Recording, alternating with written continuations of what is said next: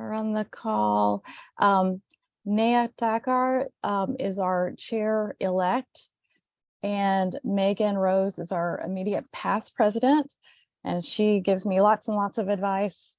Amanda is our secretary, and Kay is our immediate past secretary, so I do rely on both of them at this point for information.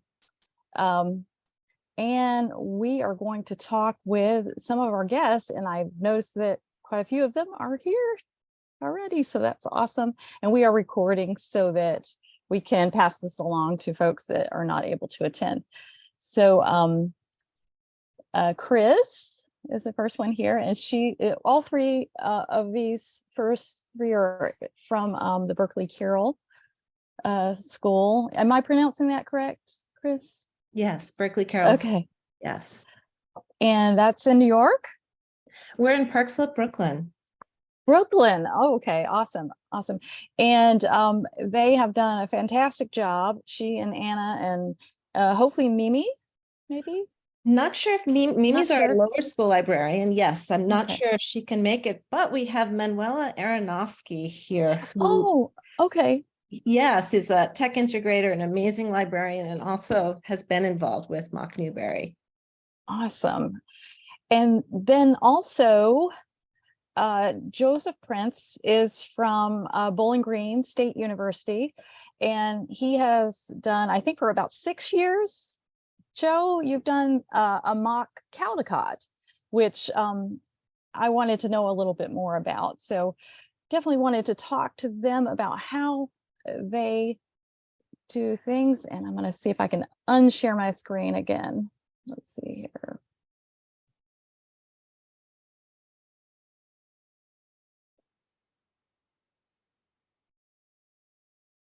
I'm going to go back, I think, to my, nope. I guess it's been a minute since I've done the Zooms, right? Joe, can you unmute? Were you trying to say something? Oh, no, I wasn't. Okay. And normally we have someone from ALA to kind of guide us through some of the, there we go. There we go. Pause share. And can you see everybody now? Again.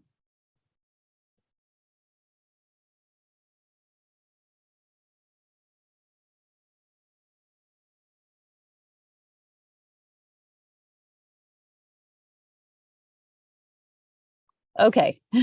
Megan's telling me she sees my screen still, so I am trying to stop this share. Stop share. There we go. Awesome. Good. Technical difficulties. Okay. So, oh, hi, Nea. How are you? Okay. Great. So, sorry about that. I'm here now.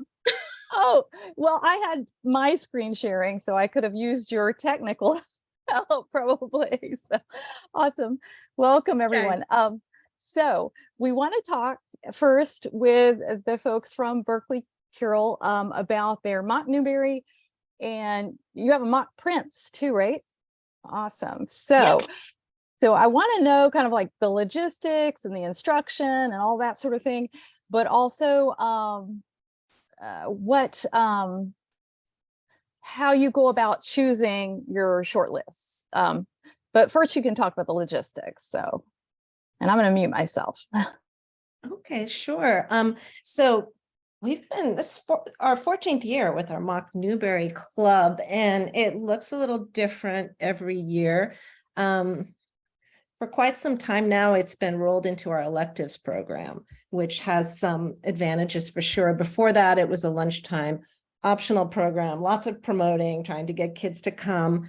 Fun, but kind of being a part of the offerings is great. The downside is we have a lot of competition. So this year, for example, our middle school grades 5 through 8, which is where I'm at, we have an AB week schedule. So we meet twice a week at the end of the day for 50 minutes, which is a good amount of time. I have a pretty small group this year. It's 7 kids. We usually average about 15 to 17. We had a lot of competition, 21 other electives, which include arts, mural, calligraphy, the middle school paper, which Manuela here facilitates. Even so, 7 it's a great group. In the 4th grade, Mimi's in a lower school, we're in a different building. She has about that number too. We like to be able to collaborate and talk to each other. This year's been tough with scheduling, so hopefully next year we'll make that happen. That could just be a Zoom. We never get together in person, ironically, even though we're one school. It's really difficult. But we still had a really strong year. Do you have any questions about that? Does that answer your question in terms of logistics? We meet twice a week at the end of the day. And I can definitely give you a lot of details about our selection process. That definitely answers a lot of logistics. And as far as instructions, as far as how they vote on them and things like that. So in terms of, we did our finalist vote. There's a description on, I have a LibGuide that describes our program before Thanksgiving. We have a list of about 19 books, I think, right now. Last year we had 30, which was way too much. The challenge is to kind of bring it down some. So before Thanksgiving, we like to have a finalist list where kids vote.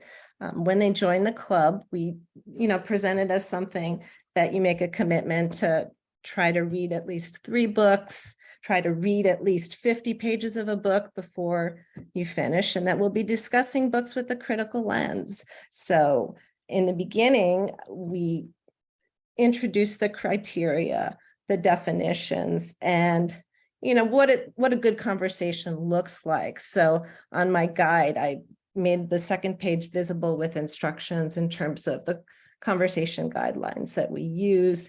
This year, we have a really, really quiet group.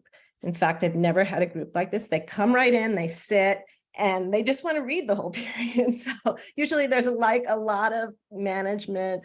Last year, we had 3 8th graders, which was wonderful, but it was a lot of management, a lot of trying to keep people on track.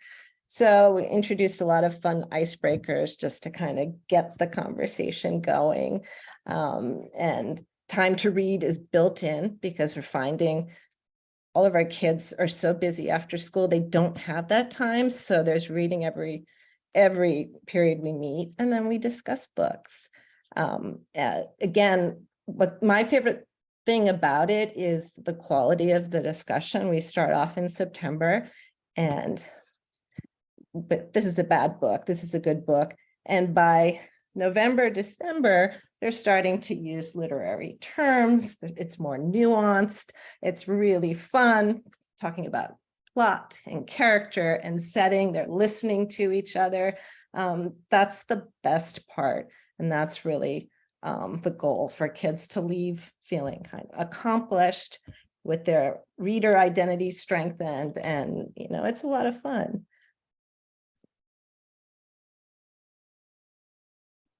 Okay, so I wanted to pop over to Joe really quick and ask how he got started with the Caldecott at his university. So my background is in public education. I was a middle school English teacher and then middle school librarian for about 17 years combined. And when I made the jump to academia, which was not something that I had ever planned on doing, my husband got a tenure track job at a university, and then this position opened up in their education library, and I was like, all right, I'll go for it. And during my interview, the head librarian for the education library, I was like, what sorts of things do you really love about being a middle school librarian? And I said, I love running my mock Newberry. I've been doing it for 10 years now. It's a lot of fun. I have a lot of interest with kids. And I was like, so I'll really miss that. And she goes, well, why not do it at the university? I was like, really? And she really pushed me to do it. And so the first year that I did it, I actually did a mock Caldecott, a mock Newbery, and a mock Prince for my first year at the university. And the reading was just like too much for a lot of college students. You know, they're really burdened, especially those in the education program. And so by the time that first year finished up, it was really just me and my boss doing the Newbery and Prince by ourselves. We had a handful of students. And so each year I kind of retooled the mock. I decided no more Prince and Newbery. They just can't, there's just not enough interest, but continued with mock Caldecott. And every year, given year, we get half dozen to a dozen pre-service teachers who involve themselves in the mock Caldecott. And this year, we used to have monthly meetings and discuss groups of books and do everything, but I've been on a couple of awards committees now, and so I decided to more closely follow how like the Seibert, the Caldecott, the Newbery operate, and we'll see if it works out. I'm not totally sure it's going to work out in the end, but yeah, it's really been a lot of support from the head librarian and encouraging me to do more literature outreach with pre-service teachers.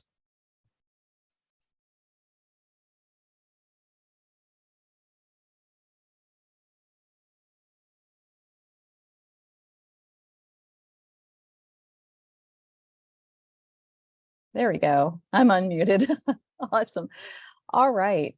So the next couple of questions I have, and it can be for Anna, Kris, Manuela, Joe. How do we choose these books that we're going to put into this contest? I mean, there are lists everywhere. There are short lists that come from different people that are well known in the industry, but how do you choose them for your programs? I can jump in really quickly with my very low effort version of choosing some books, which was looking at SLJ stars and cross-referencing those with Kirkus stars. Those happen to be the two places I look for reviews the most. And then any that got a star from both went on my list, and it ended up being a nice 15 books. Some I read and I didn't think really I would have put on a list had I read it before. And some huge books like All My Rage, which I loved, didn't end up on that list. So I think next year I'll definitely try something a little more methodical, but it was an interesting starting point. And also just as like a little side note is that there was some like racial and ethnic and gender diversity in the list I ended up with, but they were all, well, actually, no, not gender diversity. They ended up all being female identifying authors, which again was another thing that I would have been a little more deliberate about had I done a more higher effort thing. So that's my cheap way of doing it, but it's a good starting point.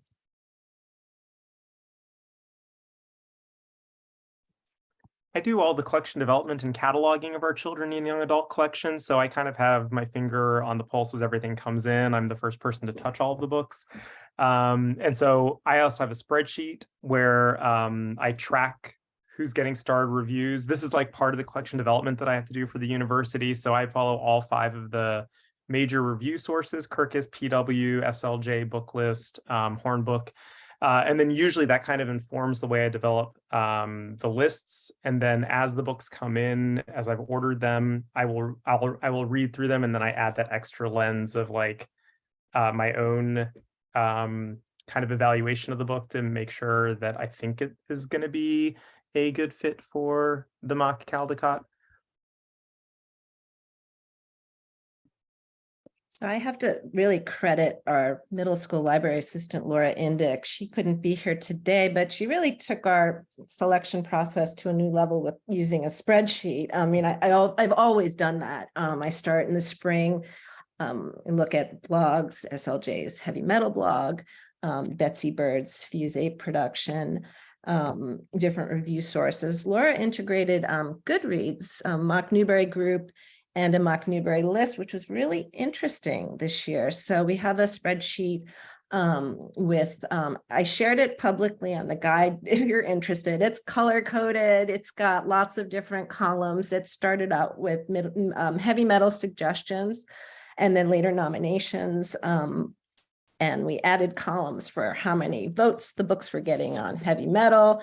And then the Goodreads group, which Laura was really interested in and tried to quantify it. Some books had many more votes in one place than in others. We added a book called The Marvelers, which only had positive buzz on the Goodreads group, but because it's independent reading and we don't want it to feel like school, it's a fun book. And frankly, sometimes the books can be kind of heavy. So we wanted to add some variety. And of course, we also looked at racial, gender, and ethnic identities. We wanted to diversify our list. We look at format too. We always include a picture book. We wanted to include a couple of graphic novels, even though they didn't necessarily have a lot of votes. Nonfiction was tricky this year. We don't want it to be too dry, but like to try to include at least one book.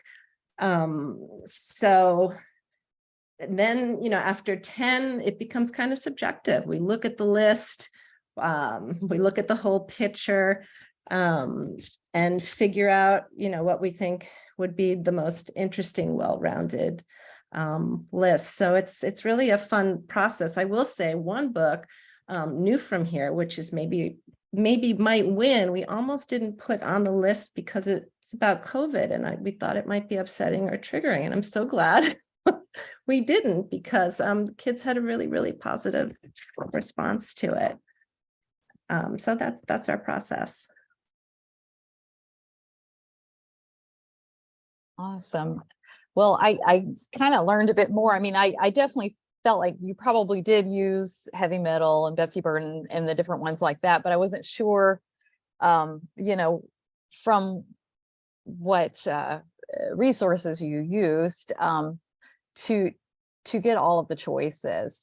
So we did something, and I'm not sure how many on the call, we did sort of a best books voting for independent school librarians. And I'm going to try to put that in the chat here. I went ahead and just made a LibGuide for that. Let's see here.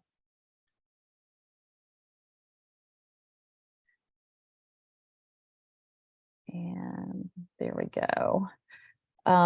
So one of the books, well, there were 3 or 4 books that got multiple votes for ours. I'm going to see if we can share the screen again without too much trouble.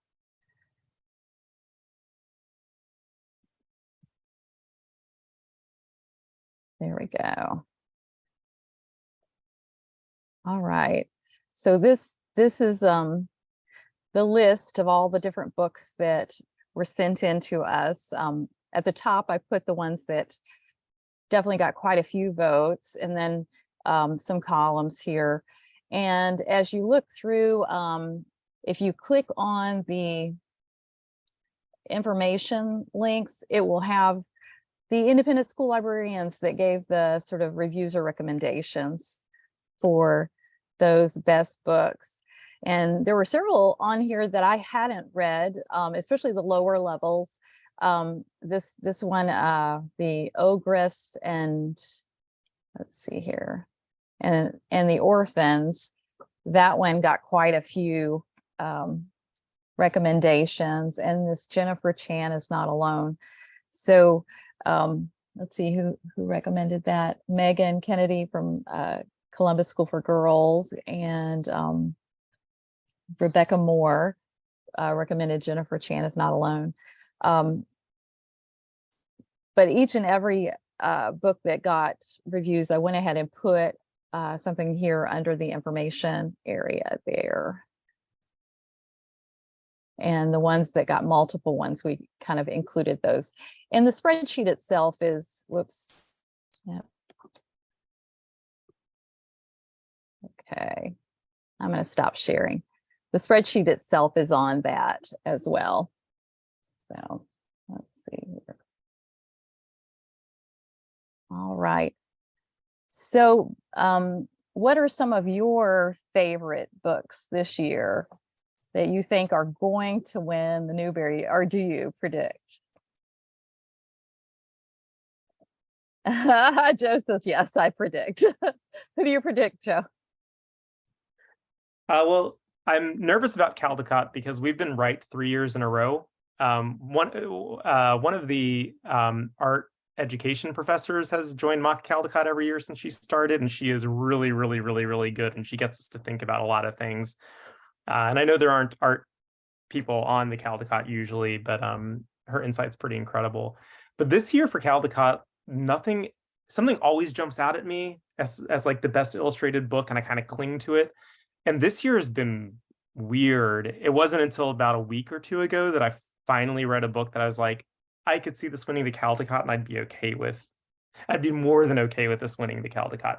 So right now, my front runner for the Caldecott is Choosing Brave, illustrated by Janelle Washington. It's a biography about Emmett Till's mother. It's a little more upper grade. I think it's also going to win the Seibert Medal, to be honest. I think it hits all the criteria for that. For the Newbery, I struggled with this one. My very, very favorite middle grade book this year was Lolo's Light by Liz Garton Scanlon. It's about sudden infant death syndrome. It's a really tough topic, and it is handled beautifully and with great sensitivity, and it's leavened with humor, which the book mercifully needs. It's not getting a lot of buzz. I think it's flown under the radar, and I think that's a great discredit. But I would love for that, or I'd love those kids from Fawn Creek to win. I thought that was a beautiful book, but I think Erin Entrada Kelly is just one of the best middle grade authors out there. As for young adult, I can't say that I've read much that I liked. Everyone seems to love All My Rage. I had massive problems with that book. So I would pick either Ain't Burned All That Bright by Jason Reynolds. And I think my underdog would be Abuela Don't Forget Me by Rex Ogle, which I thought was incredible.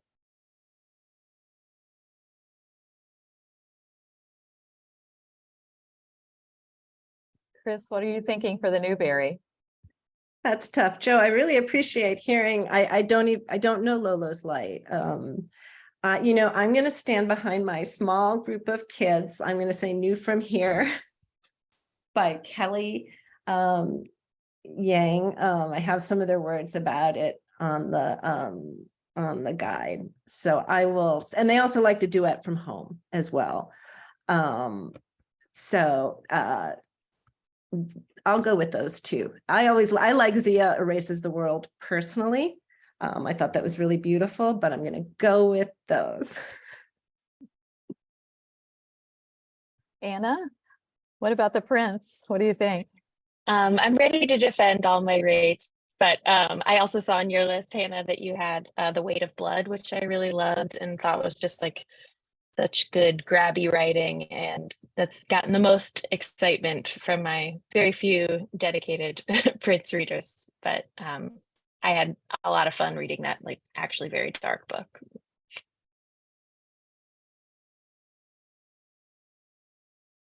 Anybody else want to chime in with a favorite this year?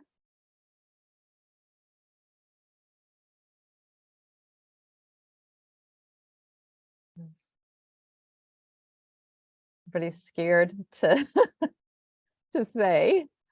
Oh goodness. Go ahead.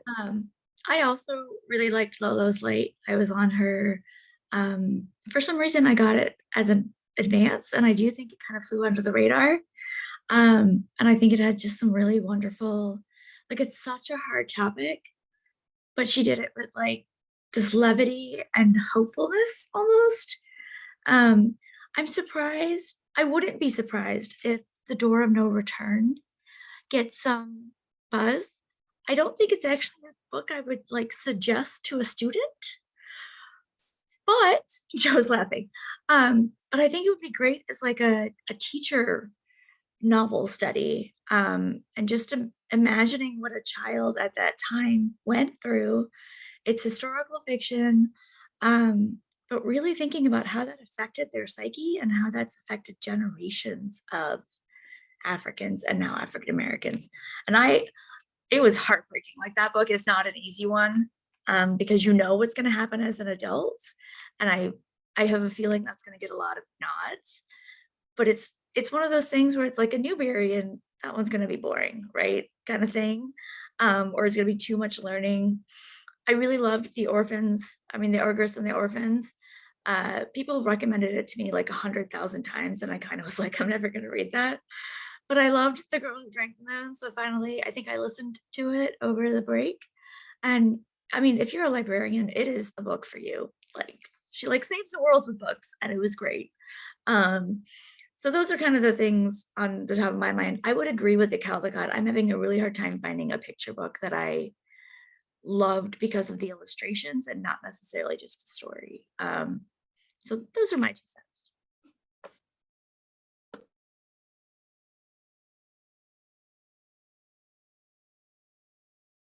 Anyone else? I know one of the final books that I read last year was I Must Betray You. And of course, I like anything Ruta Shepetis. And I don't know if it was published in 2022, but Downstairs Girl, I loved. And of course, those would probably be more upper Newbery, maybe Prince, I would say, for those 2. But I've already booked Ruta to come next semester because I have really enjoyed her writing. And I actually liked Salt to the Sea a little more than I liked I Must Betray You. But anyway, I like that one. So anyone else want to chime in on a favorite? Fountains of Silence. Yes, that one's a good one. Someone mentioned in the chat that Fountains of Silence. Yes, I wanted to.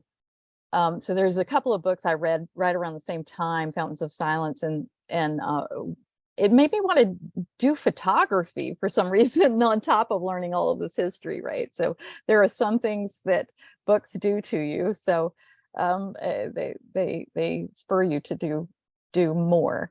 I know. With The Fire on High, I wanted to cook immediately. And of course, Dry from Schusterman, I had to have, tons of water to drink. So anyway, but yeah, as far as a nonfiction book last year, and it is not a children's book at all, but I just really enjoyed the latest Brene Brown nonfiction book, and I listened to it on audio. And that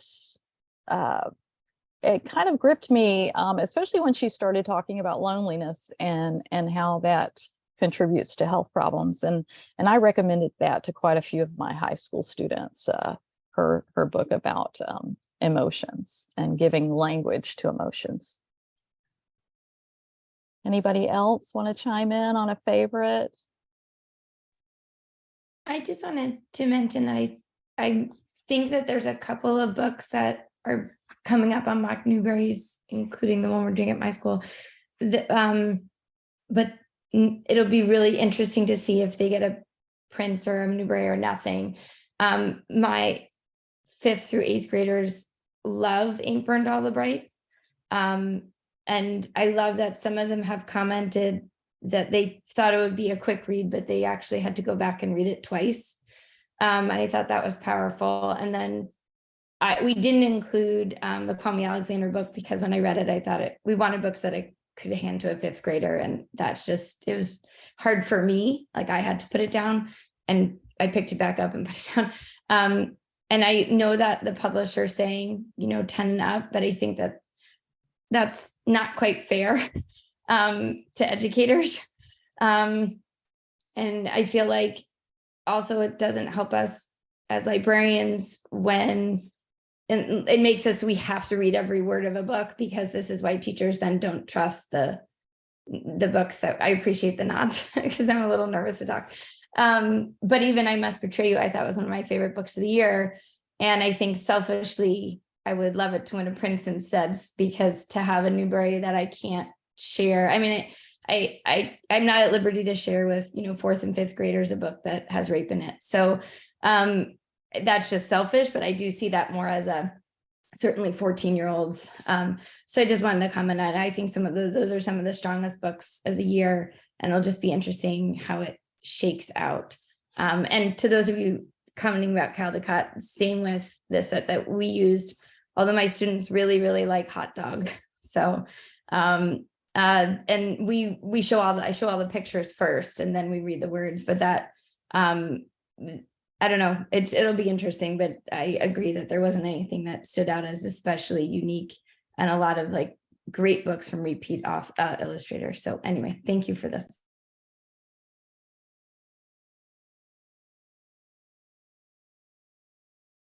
Awesome. Yeah, no, I totally understand trying to keep everything as age appropriate as possible. We struggle in Tennessee because of legislation and so forth. My private school has, of course, a different stance. We're not, obligated to some of the laws that have been placed here, but we're feeding from 27 cities in Tennessee.